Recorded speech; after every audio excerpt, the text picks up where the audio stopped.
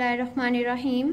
अस्सलाम वालेकुम स्टूडेंट्स, आज हम मुतालिया इस्लाम पेज नंबर 24 पर सरगर्मी रे का सवाल नंबर 9 और सवाल नंबर 10 कॉपी पर होमवर्क करेंगे। स्टूडेंट्स, कॉपी पर सबसे पहले मार्जिन लाइन ड्रॉ करेंगे, उसके बाद डेट मेंशन करेंगे। बुध 24 जून 2020। हे वाव मतलब होमवर्क। उसके बाद लिखेंगे बाब दोम। नेक्स्ट लाइन पे सबक नंबर 6। नेक्स्ट लाइन पे नमाज लिखेंगे। उसके बाद सवाल नंबर 9, कौन सी इबादत जन्नत की कुंजी है?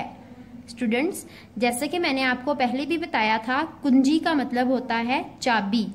कौन सी नमाज जन्नत की कुंजी है, मतलब कौन सी नमाज जन्नत की चाबी है।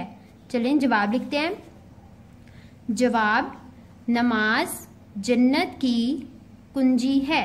जी हाँ स्टूडेंट्स, नमाज ही जन्नत की कुंजी यानी चाबी है।